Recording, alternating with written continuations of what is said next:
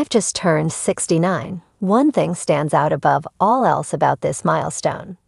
For any of our younger readers wondering how it feels, this is what awaits you. I turned 69 on Tuesday. Like most of you in roughly the same time zone, I am struck with a genuine sense of disbelief. How did this happen? How did I get well into my pensionable years, though still a working OAP, without really noticing? Surely there must be a way of somehow winding the clock back to the age that I actually feel, which is about 35. Obviously not. The late Alan Clark MP called it the 2-second rule. You can't ever turn the clock back, not even by 2 seconds. I'm the only working OAP at Good Morning Britain. In fact, I think I'm probably the only person there who's in their 60s. Some of the younger researchers and program runners were born comfortably this side of the millennium, well into the so-called noughties, when I was already well into my 50s. That means some of my most vivid memories are rooted decades before they were even a twinkle in their parents' eyes. The night man landed and walked on the moon, for example.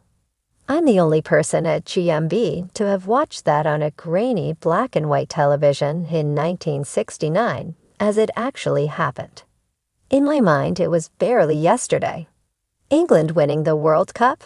3 years earlier, in 1966. Again, I watched it all agog, scarcely believing what was playing out, live, on our little TV set in Romford, barely 20 miles from where footballing history was being made at Wembley. And under the watchful gaze of the stadium's imposing towers, long replaced by a stupid off-center arch. What an awful exchange. I even remember the day Kennedy was assassinated. I was 7 years old back in November 1963. It is vivid in my mind because it was the first time, and the last, when I saw my parents weep. I can even recall the extraordinary moment when the BBC TV newsreader broke the news. I think his name was John Roberts. He had just stunned viewers with the headline that Kennedy had been shot and was now in hospital. There would be further news flashes throughout the evening. The screen faded to black, but just before he disappeared entirely, it came sharply back up again. Roberts was being handed a sheet of paper. He read it, looked at us, and bowed his head. I'm very sorry to have to tell you that President Kennedy is dead. You don't forget moments like that, even if you were still only 7. The first moonshots. Sir Geoffrey Hurst, then just plain old Jeff. Baining in his hat trick against West Germany, another vanished reality. JFK. Sometimes I feel like a walking, talking memory stick. But however young you might feel inside, there can sometimes be almost brutal reminders of the passage of time. I was talking to a young researcher about something or other, and I said, that's exactly what Ken Dodd would have said. He looked at me blankly. Ken who? The average Brit says sorry 3,285 times a year. That's an absolute avalanche of apologies. A tsunami of sorries. Most of us don't even know we're doing it. When I read the report this week, I decided to keep a note of how many times I say sorry in one day. To be honest, I lost count. Petrol station to cashier. Sorry, can I pay cash? Pavement cafe to waitress. Sorry, can I have sweeteners rather than sugar? Railway station to guard. Sorry, what time does the train to Waterloo arrive? Now I was listening for it. It started to drive me mad. But I couldn't stop. Why was I apologizing for asking for sweeteners, train times, and, get this, to someone who just bumped into me at the supermarket? Thud, wallop, crunch from behind. And what did I say? Not, hey, watch out, or steady there. Or even, ouch. No, it was, oh, so sorry. Dramatic pictures this week of Tom. I do all my own stunts, crew standing untethered on the roof of London's IMAX building. not a safety harness to be seen. It was a promotion for his new Mission Impossible film, and it reminded me of the interview Judy and I did with Sir Roger Moore some years ago. I congratulated him on a skydiving stunt in his latest Bond movie. Moore raised an impeccable eyebrow. "That's very kind of you." He said, "Just wish I'd actually been there." Different times, eh? Birthdays have a way of sneaking up on you. One day you're blowing out the candles on a cake shaped like a rocket ship at age 6. The next you're staring down a number that sounds more like a chapter in a history book than your own age. And yet, here I am. Funny, isn't it? 69. For most of our lives, numbers feel like markers of anticipation.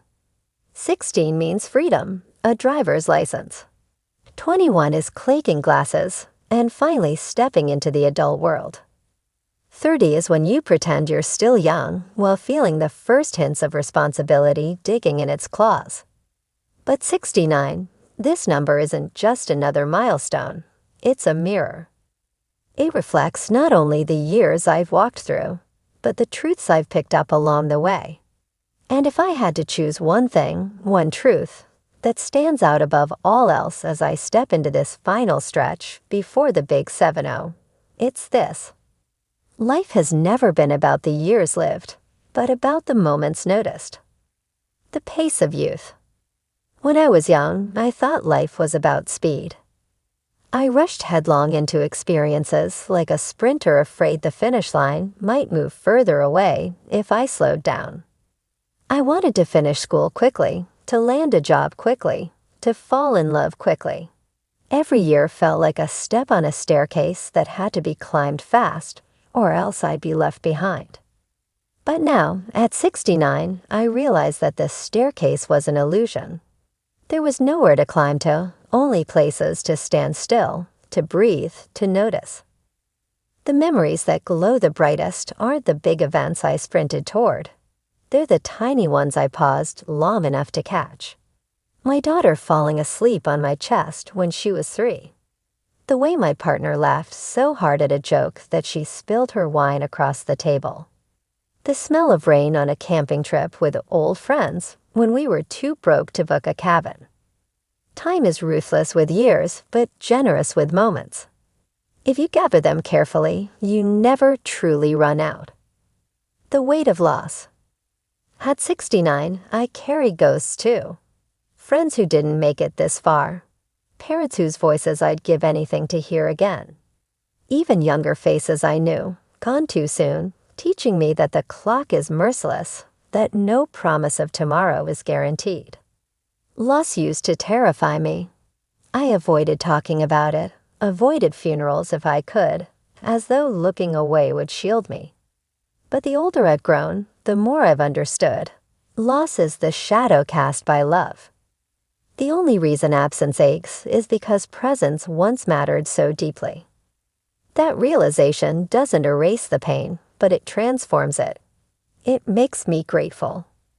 To have loved enough that parting hurts, what a privilege. At 69, I don't measure my wealth in possessions or bank balances. I measure it in the hollow places inside me, proof that I've loved fiercely enough to be changed forever. The freedom of age. There's another thing 69 brings, freedom. Not the wild freedom of youth, but the subtler kind. I no longer need to impress anyone. I don't fret about whether people think I'm fashionable, clever, ambitious. If I want to spend an afternoon watching clouds, that's exactly what I'll do. If I want to speak my truth, gently or bluntly, I no longer feel the need to dress it up with approval-seeking ribbons. There's tremendous relief in that. It feels like dropping a heavy backpack I didn't even know I was carrying for decades. In my 30s, I wanted to be liked. In my 40s, I wanted to be respected. In my 50s, I worried about being forgotten. But here, on the doorstep of 70, I've discovered that what I want most is simply to be authentic. To live in a way that, when I look back, feels like mine, not borrowed, not staged, just me.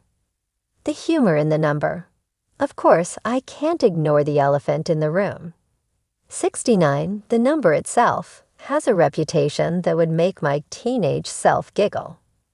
When I tell people my age, there's always at least one person who raises an eyebrow and smirks. And you know what? I love it. At this age, humor is a balm. If 69 makes someone laugh, then I'll take it. After all, laughter is one of the few things that feels ageless.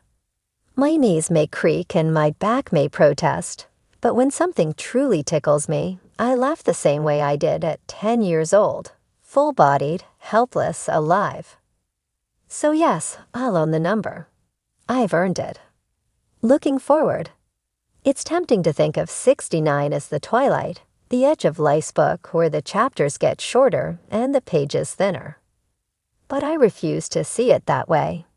If there's one thing my years have taught me, it's that there's no such thing as the end of the story until the last breath. Until then, there are always new pages to write.